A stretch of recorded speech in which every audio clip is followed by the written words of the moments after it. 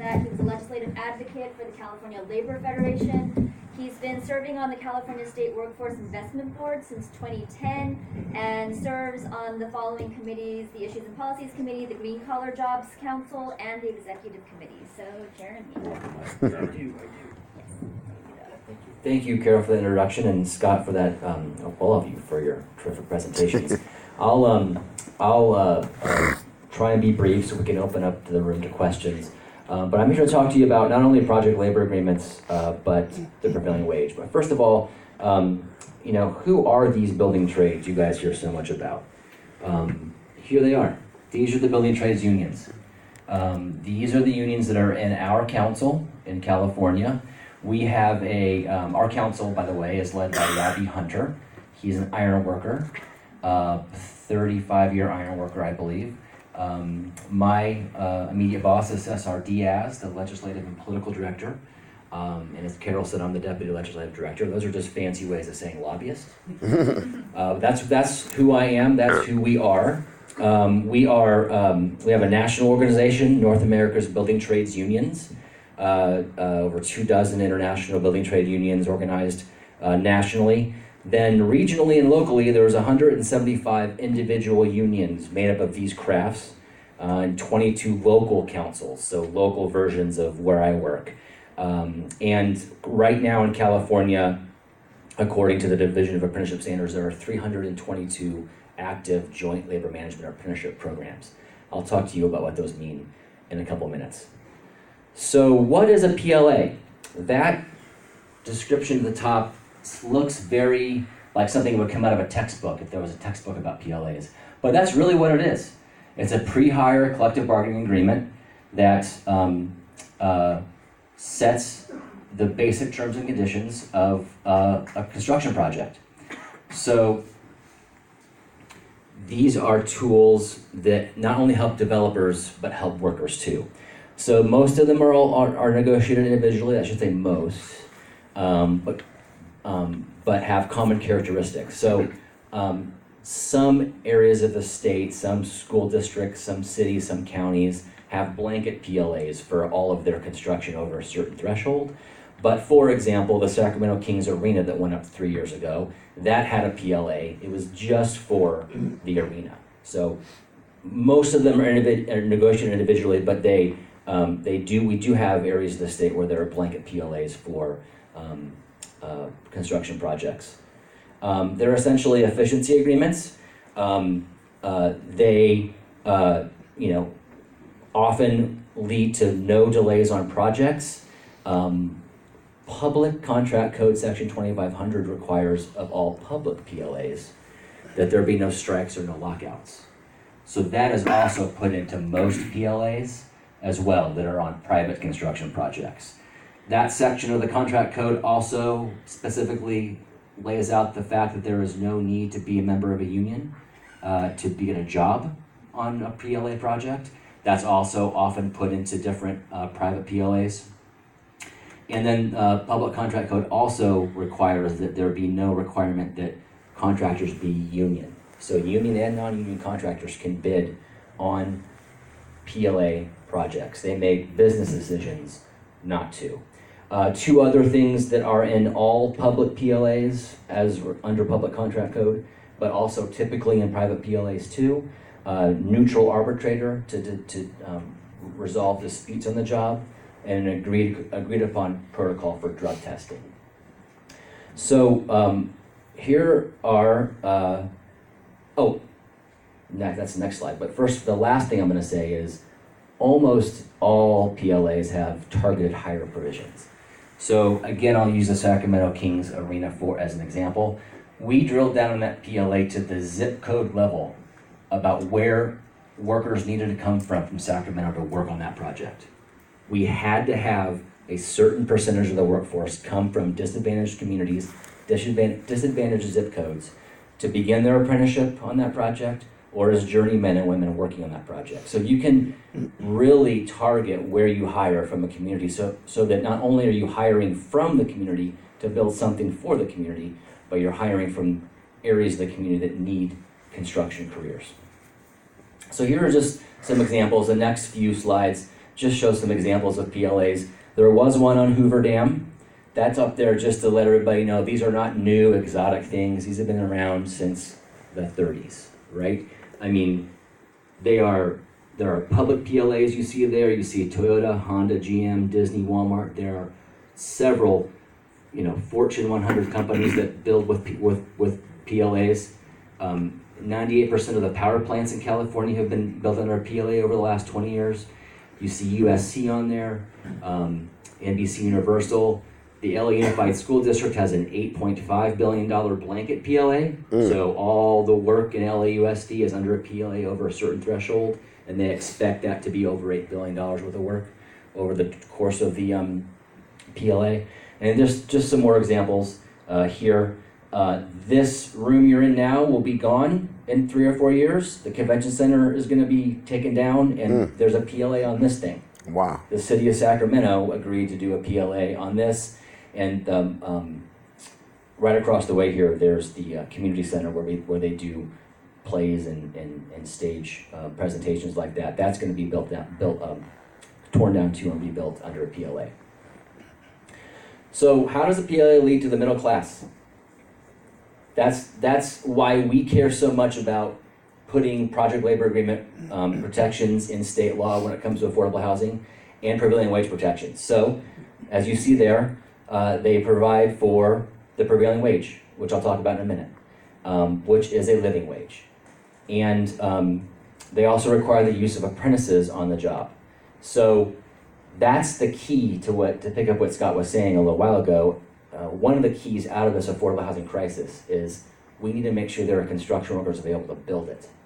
They should get the prevailing wage so they don't qualify for the housing that they're building, but we need to have those projects in the pipeline going, so these apprentices can journey through their apprenticeship and become journeymen and women and help build our way out of this problem. So what is the prevailing wage? Again, kind of the textbook sentence there at the top. The basic hourly rate paid on public works projects to majority workers within the craft. We set it at the mode, so there's as many making it above as there is below, whatever the number is. Virtually all PLAs require the prevailing wage. DIR sets the prevailing wage. They do surveys twice a year to figure out what construction workers are getting paid in different parts of the state. And then determine by craft what the prevailing wage should be. So I'll just use my example there, a cement mason in San Francisco does not make what a cement mason earns in Fresno, who does not make the same rate as a cement mason in Humboldt County. It's by geography and it's by craft. So let's talk about how the construction workers get paid. So there you see a cement mason total hourly rate of $50.61. $28.65 of that is the wage. That's on the check, coming home, getting deposited in the checking account. But construction workers don't earn fringe benefits the way white-collar workers do. Part of that $50.61 is $7.55 for their health and welfare. So there's a trust fund managed by the union that provides for their health care and their health care for them and their family. There's $8.80 in this example for the cement mason that goes into his or her pension, another fund that is maintained by the union and invested for them, so they have a defined benefit pension when they retire. $5.14 goes towards their vacation and holiday pay. And then 47 cents in this example goes back to their apprenticeship program. So you are, as a worker, 47 cents as a cement mason, 47 cents off of your check goes back to your apprenticeship program to keep up with your training and to train the next generation of workers.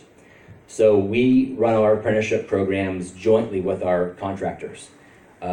We jointly figure out what the curriculum is going to be. The contractors tell us what they see is coming down the pike in terms of building permits getting pulled. We're going to need these cement masons in this example trained how to do this kind of concrete for this project coming up. So then we rejigger the curriculum so they can be trained. We do that jointly. And so we can figure out what the area needs. Contractors and developers don't have to worry about training workers. We handle that. We just dispatch them for the jobs. So let's talk about what apprenticeship is. It is earn as you learn. It is the construction workers'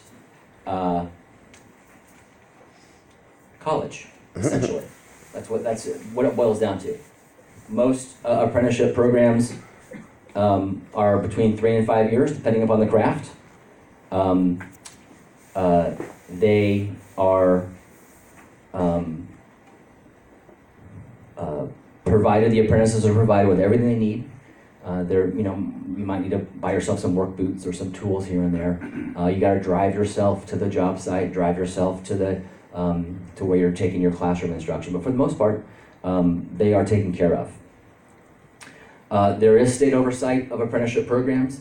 The Division of Apprenticeship Standards and the California Apprenticeship Council jointly monitor apprenticeship programs, determine what new programs should exist, to make sure there isn't too much saturation in one area of the state, because like I said, apprentices need places to work. So if you have too many apprenticeship programs in one area where there's not a lot of construction, apprentices aren't going to have enough work to journey through. I mentioned there's no cost. State law requires apprentices on public works jobs at a 5-to-1 ratio, journeyman or woman to apprentice. Most PLAs require apprentices. I just always have to say most because every PLA is different. I can't imagine the head of a union or the head of a council negotiating a PLA for a private developer that doesn't require apprenticeship. It could happen. I'm just trying to kind of be clear that they're all individually negotiated. When you're done in California with your apprenticeship, you can go anywhere in the world and work. You can be a cement mason, to use my example, anywhere in the world. It travels with you. And I will say that Governor Newsom, to pick up on another one of Scott's points, wants there to be 500,000 apprentices in California by 2029. So that's not just construction apprentices, that's all apprentices. So this is what you need to be one of those 500,000. Pretty straightforward, not too steep. We have done a lot in recent years to create more career technical education courses in high schools so that there are people graduating from high school. We like them to take off their mortarboard and come right down and become an apprentice. Just walk down the street and become an apprentice, because college is not for everybody. And you're going to go to college when you're an apprentice. It's your 3 to 5 year apprenticeship program, right? And you're going to have a middle class livelihood that comes out of it, and no student loan debt when you're done. So these are the reasons why we care about the prevailing wage and project labor agreements when it comes to affordable housing. We think that workers who build these important projects need, first of all, to be highly skilled and trained, so these projects are built the right way the first time, and so that they earn a wage that allows them to have a middle-class livelihood. And it's why it's so important, this lack of apprentices, it's why it's so important to have a lot of these projects ready to go, so we can keep training apprentices. So SB1, the new gas tax revenues, that's going to help us during the next economic recession have places for apprentices to work, to keep so they can journey through their program and become journeymen and women. So that's all I've got. Here's just some resources. Our website's up there, the Division of Apprenticeship Standards, the Apprenticeship Council, and then the prevailing wage page on the DIR website. Thank you, Jen. Thank you so much. Okay, so I'm going to show you a very quick one more